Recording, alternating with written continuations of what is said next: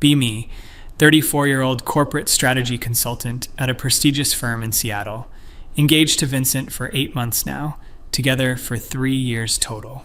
Everything in my life has been carefully constructed through deliberate choices and unwavering principles. Graduated top of my class in economics, built my career through sheer competence in a male-dominated field.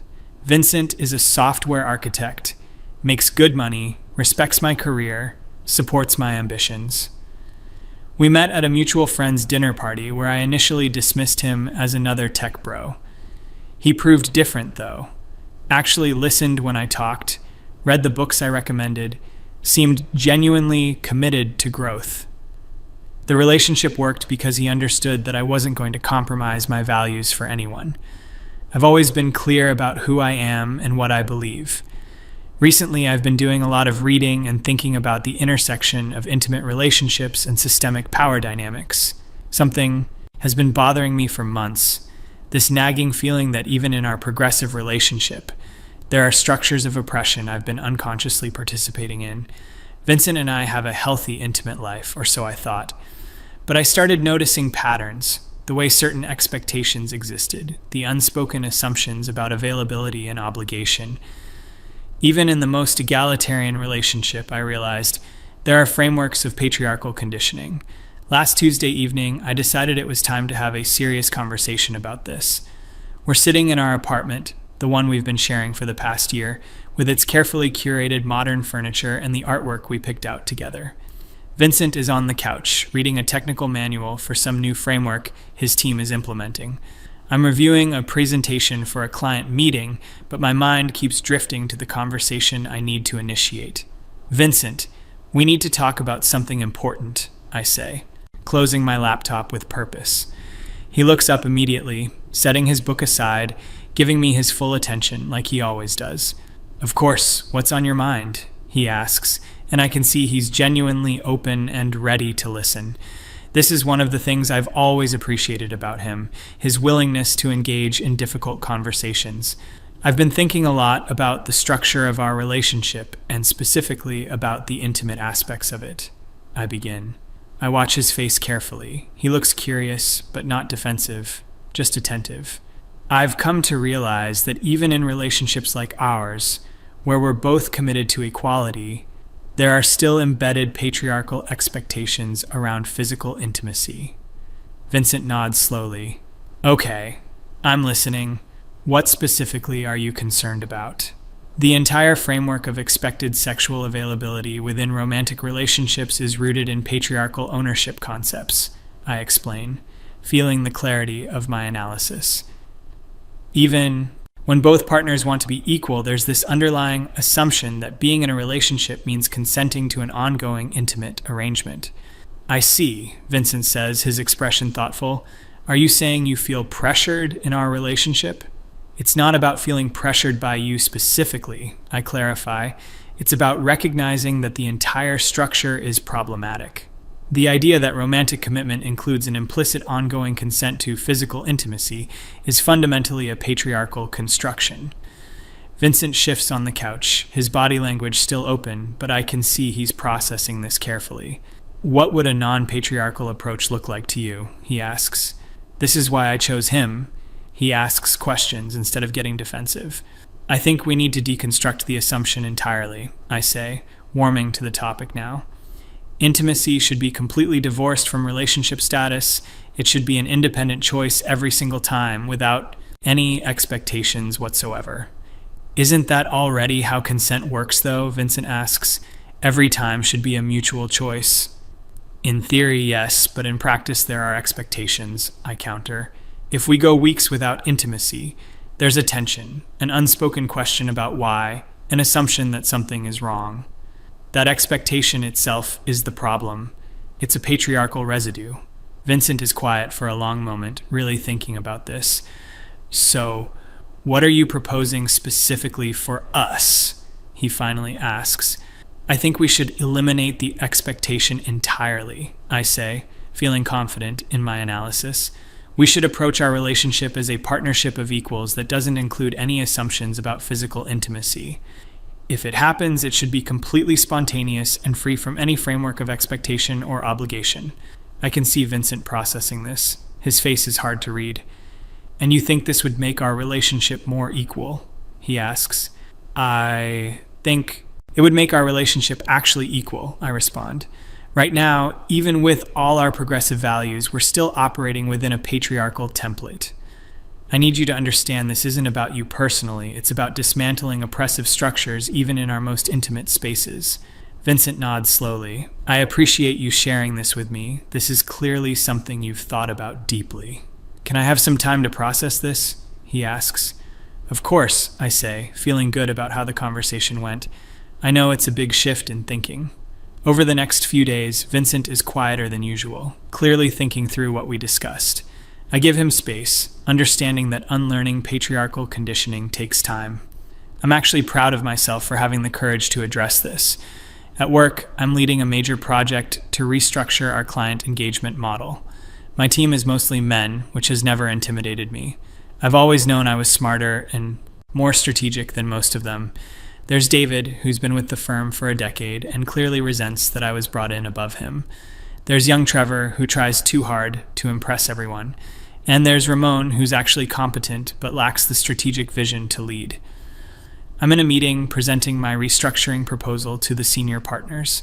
David keeps trying to poke holes in my analysis, asking questions designed to make me look unprepared.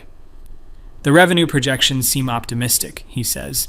What's your confidence interval on these numbers? I don't miss a beat. The projections are based on a conservative estimate of a 15% conversion rate improvement. Our pilot program showed 23%, so if anything, I'm being pessimistic. I see him shrink back slightly. He has nothing. The senior partners approve my proposal with minimal changes. After the meeting, my colleague Jennifer catches up with me in the hallway. That was impressive in there. She says, David looked like he wanted to disappear. He should have done his homework, I reply. I don't have patience for people who try to undermine work they haven't bothered to understand. Jennifer laughs. You never do. That's why you're going to make partner before any of them. She's right. I'm on track for early partnership, youngest woman to achieve it at this firm. Everything I've built has been through competence and refusing to play by diminished expectations. That evening, Vincent asks if we can talk again. We sit down in the same spots on the couch, like we're recreating the scene from earlier in the week. I've been thinking a lot about what you said, Vincent begins, about patriarchal structures in relationships and the expectations around intimacy. And, I prompt, curious where he's landed on this, I think you're right that expectations can be problematic, he says carefully, and I've been reflecting on my own conditioning and assumptions. I feel a surge of satisfaction he's actually engaged with this seriously. I'm glad you've been really thinking about it, I say. I have been, Vincent continues, and I've realized that you've helped me see something important about how I've been approaching our relationship. I've been operating under a lot of assumptions that I didn't examine. This is exactly what I hoped for, genuine growth and examination. The thing is, Vincent says, and his tone shifts slightly, becomes more measured, I've realized that those assumptions extended beyond just intimacy. I've been assuming a lot of things about what marriage would mean, about partnership, about building a life together. I'm nodding, encouraging him to continue, though something in his tone is making me slightly uneasy. I thought I understood what we were building together, but I'm realizing now that we have fundamentally different views on what a romantic partnership is. Wait, where is this going? What do you mean? I ask. We've always aligned on the big things. I thought so too, Vincent says. But intimacy isn't a small thing to me. It's one of the primary things that distinguishes a romantic partnership from a friendship. That's exactly the patriarchal conditioning I'm talking about, I interject. The idea that romance and physical intimacy are necessarily linked is a constructed association. Maybe it is constructed, Vincent acknowledges, but it's also what I want in a romantic relationship. I've spent the last few days really examining whether that makes me problematic or whether it's just a fundamental compatibility issue. My chest is tightening.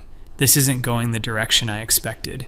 You can unlearn these associations, I say, hearing the edge in my voice. That's the whole point of doing this work. I've thought about that, Vincent says quietly, but I've also thought about whether I want to. I respect your framework and your analysis. I really do. But I don't think I can build a marriage on it. The words hit me like cold water. You're saying you won't even try to examine your conditioning? I ask, incredulous. I'm saying I have examined it deeply, and I've realized that what you're calling conditioning is actually a core part of what I need in a romantic relationship. Vincent runs his hand through his hair, a gesture I've seen 1,000 times when he's stressed.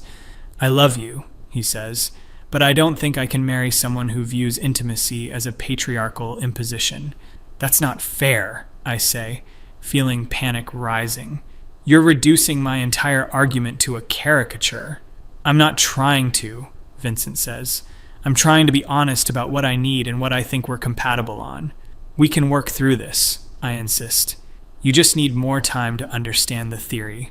I don't think time is going to change this, Vincent says, and there's a finality in his voice I've never heard before. Are you seriously suggesting we end our engagement because you won't examine your patriarchal conditioning? I demand. I'm suggesting we end our engagement because we have incompatible views on what a marriage should be, Vincent corrects. He's so calm, so measured, and it's infuriating because he's using all the communication techniques we learned in couples counseling. This is ridiculous, I say, standing up, needing to move. You're throwing away 3 years because of your investment in patriarchal structures. I see it differently, Vincent says, still sitting, still calm. I think you've decided that a fundamental aspect of romantic relationships is oppressive, and I don't share that view. We can't build a marriage on that gap. I'm pacing now, my mind racing through arguments and counter-arguments. So, what? You need a woman who will be available to you on demand? Is that it? I snap. That's not what I said, and you know it, Vincent responds, and now I hear a bit of edge in his voice too. I need a partner who views intimacy as a positive, part of our connection, not as a problematic patriarchal obligation to be deconstructed. Those two things are not mutually exclusive, I argue. Maybe not in theory, Vincent says, but in practice, you've just told me that you want to eliminate any expectation of intimacy from our relationship. That's a deal breaker for me for marriage. I need to be honest about that. The conversation continues in circles for another hour, but his position doesn't change. He's thought this through. He's made up his mind. By the time we both go to bed, separately, in different rooms, nothing is resolved. I lie awake most of the night, my mind churning through everything. How did trying to create a more equal relationship lead to this? The next morning, Vincent is up early, already dressed when I emerge from the bedroom. I'm going to stay at my brother's place for a few days, he says. I think we both need some space. We need to work through this, not run away from it, I counter. I'm not running away, Vincent says. I'm giving us both time to think clearly. He leaves with a small bag, and the apartment feels enormous and empty. I call my best friend Rachel, needing to talk this through with someone. Rachel and I have been friends since college. She's a civil rights attorney, one of the few people I trust completely. He's really ending things over this? Rachel asks after I explain the situation. Apparently, his attachment to patriarchal relationship structures is stronger than his commitment to growth. I say bitterly. There's a pause on the line. Can I ask you something without you getting defensive? Rachel says carefully. Warning bells go off, but I say, sure. What were you hoping would happen when you proposed this change? Rachel asks. I was hoping we could build a more equitable relationship, I say, obviously. Right, but practically speaking, Rachel presses, what did you envision your intimate life looking like? I envisioned it being free from expectation and obligation, I explain, spontaneous and chosen every time without any framework of entitlement. Okay, Rachel says slowly, and did you consider that Vincent might experience that as rejection or as you not wanting him? That's his conditioning talking, I respond. The idea that lack of sexual availability equals lack of desire is patriarchal. Maybe, Rachel says, but it's also pretty human to want to feel desired by your partner. I do desire him, I protest. That's not what this is about. But you want to remove all expectations of expressing that desire, Rachel points out. Can you see how, from his perspective, that might feel like a pretty significant withdrawal? Why are you taking his side? I demand, feeling betrayed. I'm not taking sides, Rachel says. I'm trying to help you see the perspective of someone you love. We end the call shortly after. I'm too agitated to continue the conversation productively. I throw myself into work, leading the implementation of my restructuring plan. The project is complex, requiring buy-in from multiple departments and careful change management. David continues to be obstructionist, questioning my decisions in meetings and trying to undermine my authority with the team. In a team meeting, he raises concerns about the timeline. I don't think this is realistic, he says, pointing to the project schedule. We're setting ourselves up for failure. The timeline is ambitious but achievable, I counter, unless you're saying your team isn't capable of meeting these benchmarks. It's a calculated move, putting him in a position where disagreeing makes him look incompetent. My team is capable, David says tightly. I'm questioning the overall strategic approach. The partners have approved the strategic approach, I remind him. At this point, we're in execution mode, not strategy debate. I see Ramon and Trevor exchange glances. David is clearly losing the room. After the meeting, I'm reviewing implementation details when I get a text from Vincent. Can we meet tomorrow evening to talk? There are things we need to decide. I agree, hope flickering that maybe he's reconsidered. The next evening, Vincent comes back to the apartment. He looks tired, like he hasn't been sleeping well either. We sit down, and I'm ready to find a compromise, to work this out. I've been doing a lot of thinking, Vincent begins, and I've talked to my therapist about this. Of course he's been talking to his therapist, processing everything properly. I care about you deeply, he continues, but I don't think we should get married.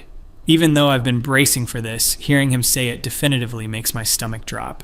I think we want fundamentally different things from a romantic partnership, Vincent says, and I don't think either of us should compromise on something this important. So that's it? I ask. You're just giving up? I'm being honest about our incompatibility. Vincent says, I think that's more respectful than dragging this out. I've already contacted the venue and most of our vendors. We'll lose the deposits, but I'll cover those costs. He's already started canceling the wedding. He's been planning this. You've already made all these decisions without even trying to work through this with me, I say, anger rising. We did try to work through it, Vincent says. We had multiple conversations, and we're at an impasse. An impasse you created by refusing to examine your conditioning, I shoot back. You can frame it that way if you need to, Vincent says, but from my perspective, you declared that a fundamental aspect of our relationship was patriarchal oppression and needed to be eliminated. I'm allowed to not want to build a marriage on that foundation.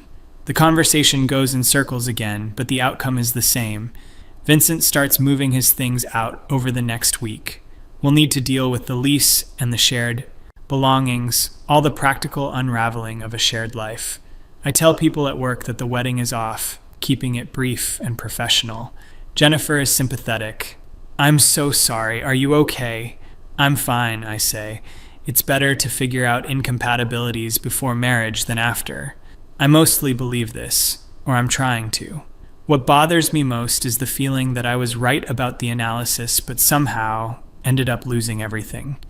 How did having the moral and intellectual high ground result in this outcome? I pour myself into the restructuring project, working 12-hour days. The implementation is going well overall. My timelines are being met. The early results are positive. But David continues to be a problem, and I'm starting to notice that he's coordinating with Ramon and Trevor. They're having meetings I'm not included in, making decisions about implementation details without consulting me. In a status update with the partners, David presents some modifications to my plan. We've identified some inefficiencies in the original approach, he says, and we've developed some optimizations. I'm blindsided. This is my project, and he's presenting modifications without my approval. These changes weren't reviewed with me, I say sharply. I'm the project lead. You've been difficult to reach, David says smoothly, and we needed to move quickly on these issues. It's a lie. I've been responsive to every message, but he's framing it like I've been absent. One of the partners, Gerald, looks between us. These optimizations look sound, and if they improve efficiency, I don't see the issue. The issue is process and leadership structure, I say, trying to keep my voice level. We can't have team members making strategic modifications without coordination. The modifications are tactical, not strategic, David counters, and they're within the scope of my team's implementation responsibilities. He's technically right. The changes are within his domain. But this is clearly a coordinated move to undermine my authority. After the meeting, I confront David directly. What you're doing is transparent, I tell him. You're trying to take credit for my project. I'm trying to make sure the project succeeds, David says, which requires flexibility and team collaboration. Collaboration would involve keeping the project lead informed, I snap. I've kept you informed, David says. You're CC'd on all the relevant emails. He's covering his bases procedurally while still undermining me, and he's good at it. I realized that while I was dealing with my personal life falling apart, David was building a coalition. Ramon and Trevor are now effectively reporting to him on implementation details, coordinating through him instead of me. I try to reassert control, calling a meeting with the three of them to realign on roles and responsibilities.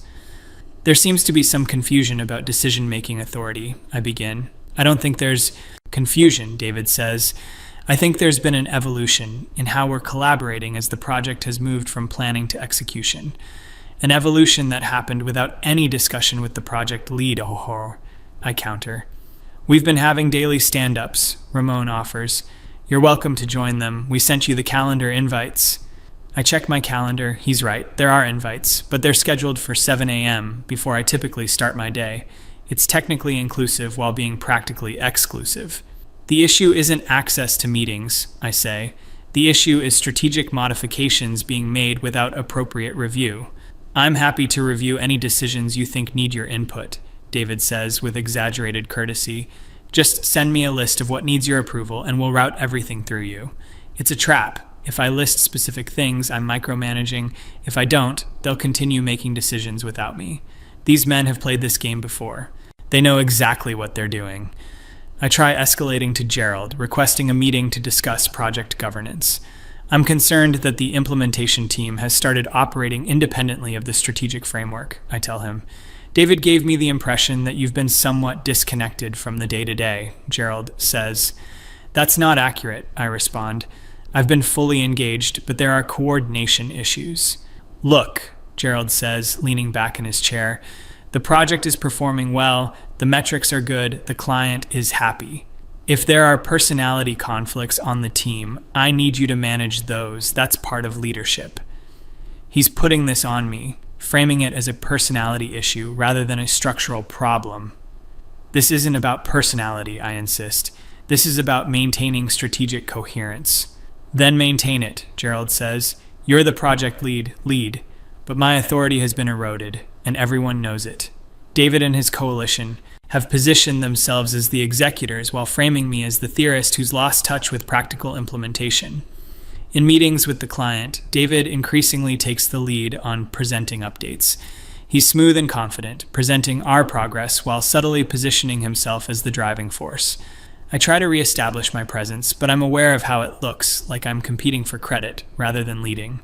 The project succeeds, the restructuring is implemented effectively, the client is pleased. But in the post-project review, David gets most of the credit. David really drove the execution phase, Gerald says in the partner meeting, showed great leadership stepping up when needed. I'm acknowledged for the strategic framework, but it's clear that David has won the political battle. He's positioned for advancement while I've been tactically outmaneuvered. I'm sitting in my apartment alone, the apartment that used to be ours, that Vincent has fully moved out of now, trying to understand how everything fell apart simultaneously. My relationship ended because I tried to create a more equitable structure. My project was co-opted by men who used procedural tactics to undermine my authority. In both cases, I was intellectually and morally right, but I still lost. Rachel comes over with wine, concerned about how I'm doing. I've been better, I admit, which is more vulnerability than I usually show. I'm worried about you, Rachel says. You seem like you're in a dark place. I'm fine, I insist. I'm just processing some professional and personal setbacks.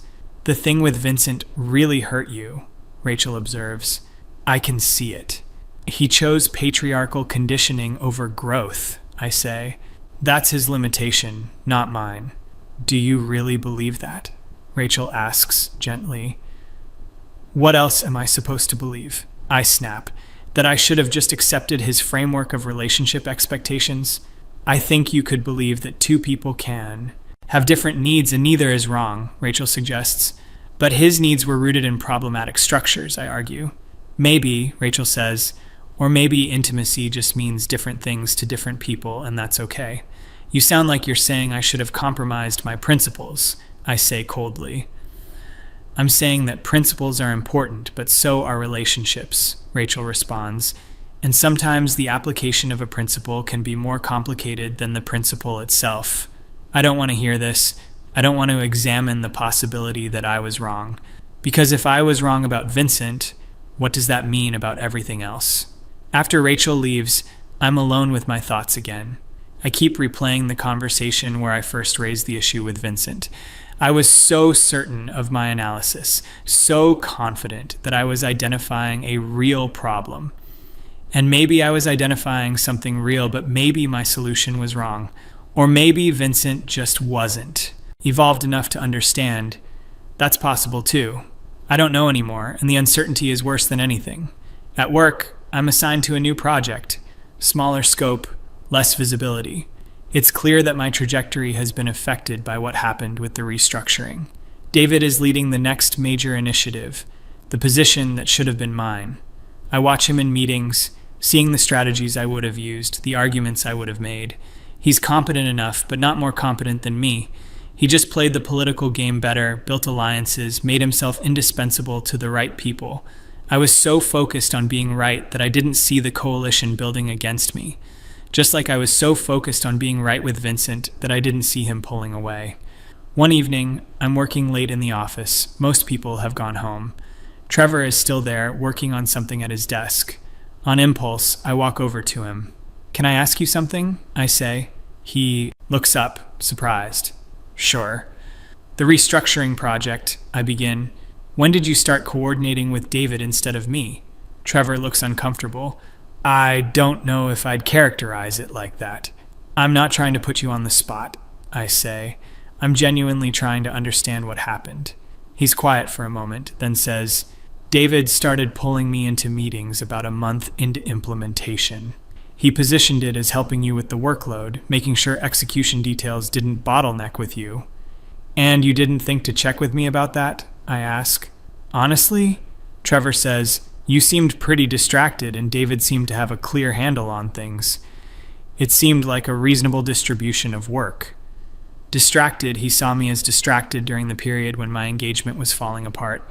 I was trying so hard to keep it together, to not let my personal life affect my work, but it showed anyway. The early morning meetings, I say, those were deliberate, weren't they? Trevor shifts uncomfortably. David said you preferred to work later in the day, that you were more responsive to evening communications. It's technically true, I do work late, but it was still a deliberate exclusion tactic. And the modifications that David presented to the partners, I continue, those were developed in those early meetings. Yeah, Trevor admits. David had some good ideas about streamlining the workflow. I'm sure he did, I say.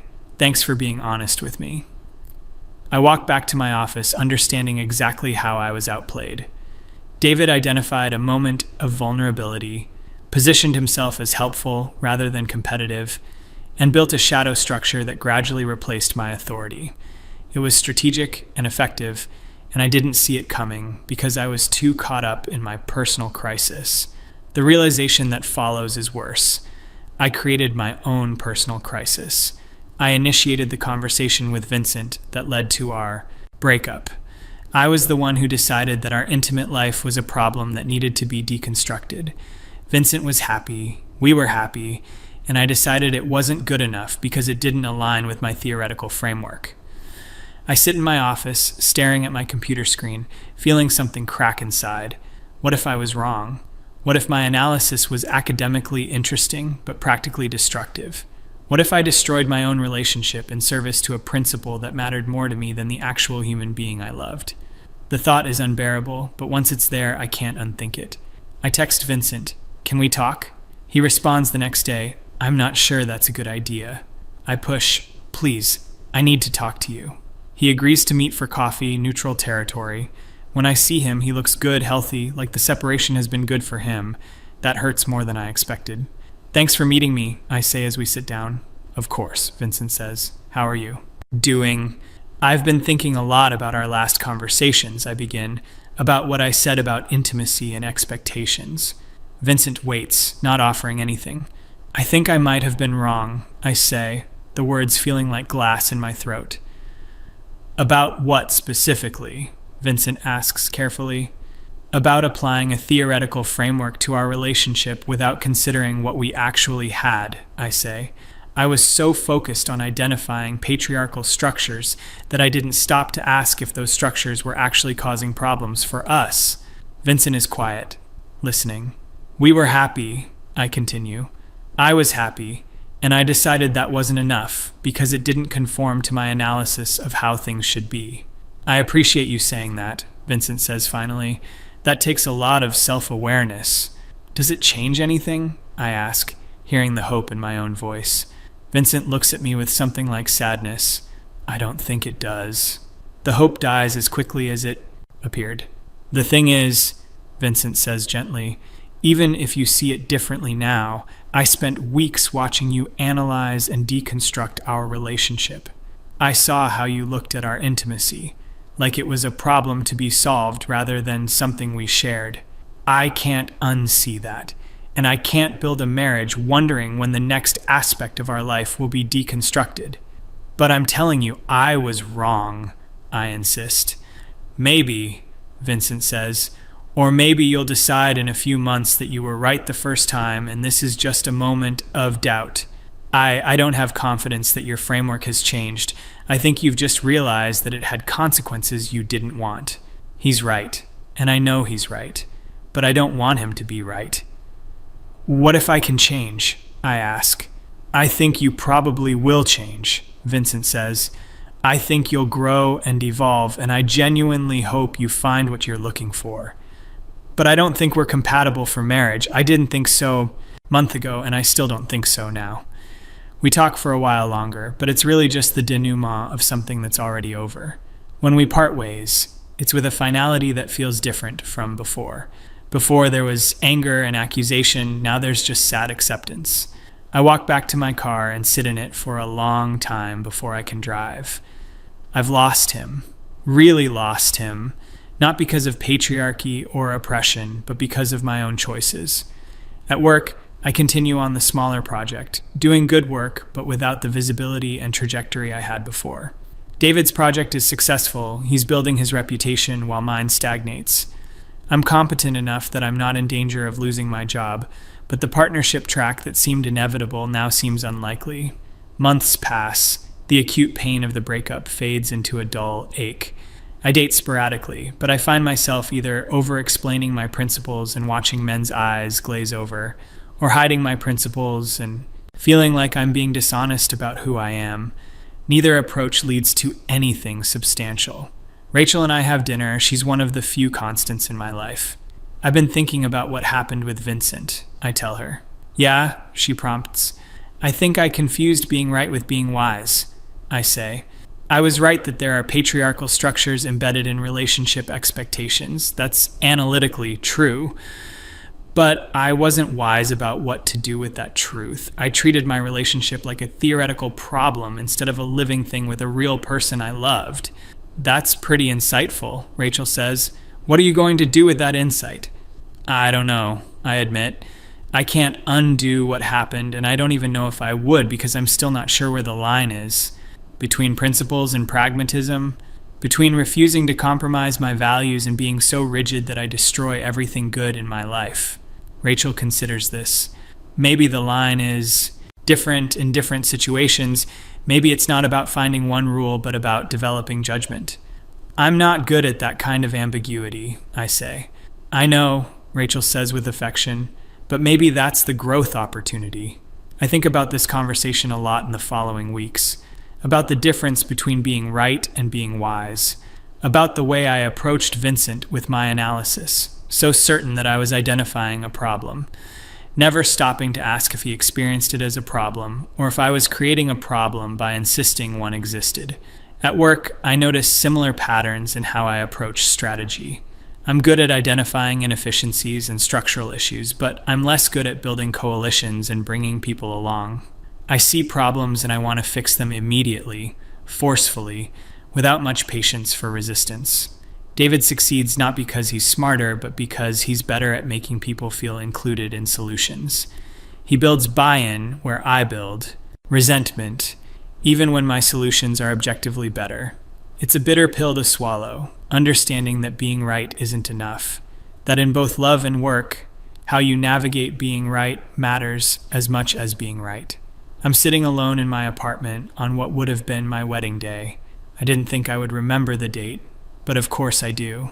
Thinking about the wedding that didn't happen, the marriage that won't be, the life with Vincent that I systematically dismantled in service to a principle. Was the principle worth it? I still don't know. I still believe that examining power structures in relationships is important. I still believe that expectations around intimacy can be problematic. But I also know that I lost something real and valuable, something I haven't been able to replace. Maybe some other woman will love Vincent and give him the kind of relationship he wants. The thought makes me feel hollow. Maybe she'll be less educated, less analytical, more willing to exist within traditional structures.